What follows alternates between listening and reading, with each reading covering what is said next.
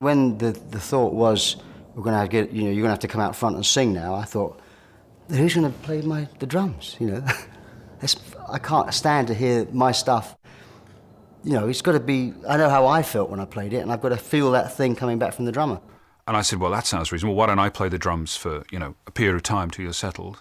You sing the songs, I'll play the drums, because, we played kind of alike, actually. In fact, I think Phil Collins set my drums up as a drum roadie in the late 60s, somewhere along that. We played alike.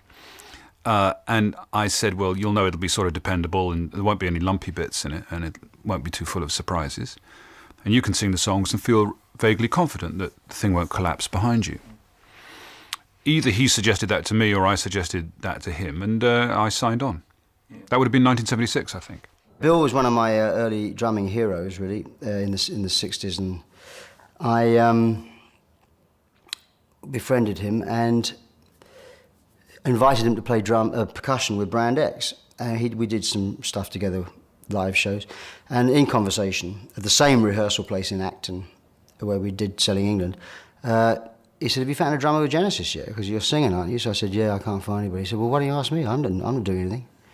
I said, you wouldn't want to do that. You've been there, Yes, King Crimson. He said, no, I'd love to. I didn't have much emotional involvement with the music. I was accustomed to being very involved in the mechanics of the music and how the group worked and what direction it would take and so forth. And that had been the key for me in both Yes and King Crimson. With Genesis, I was a hired gun, sideman, not required to have any emotional involvement in anything. In fact, better if you didn't. And I found that very difficult.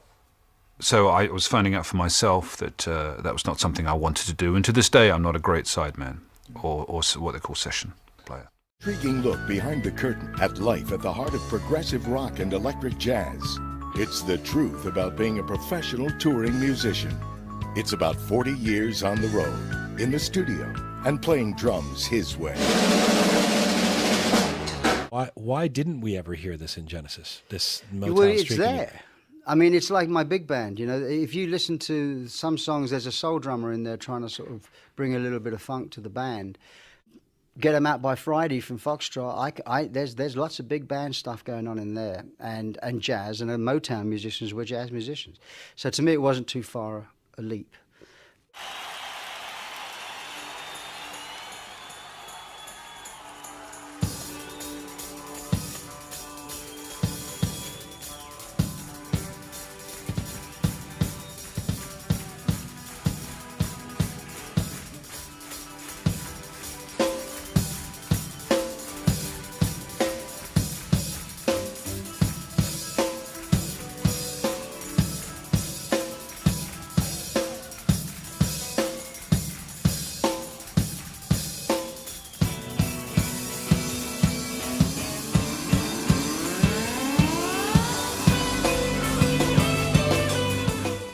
Tempos now 7/8. What the heck is that?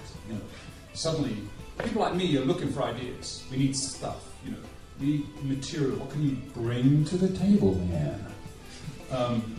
So we're always looking for stuff. And the minute somebody goes to me, button, button, button, button, button, button, button, button, button,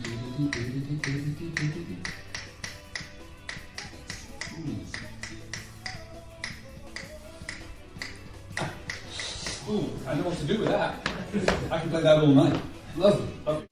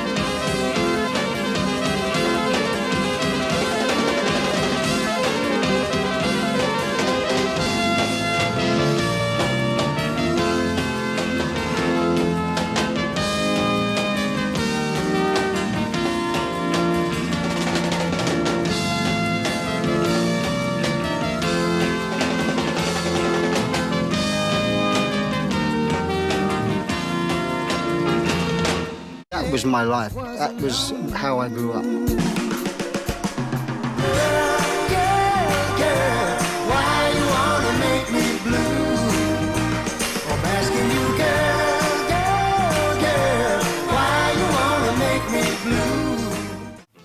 And still I can't feel a f***ing thing. But they tell me in time it'll get better.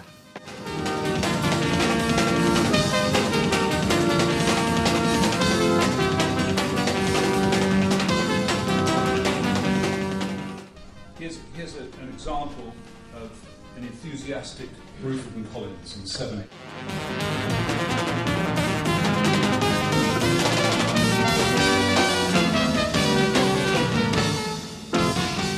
In America, and somebody said, what are all those people running away from at the end there? To which the obvious question is the 7/8.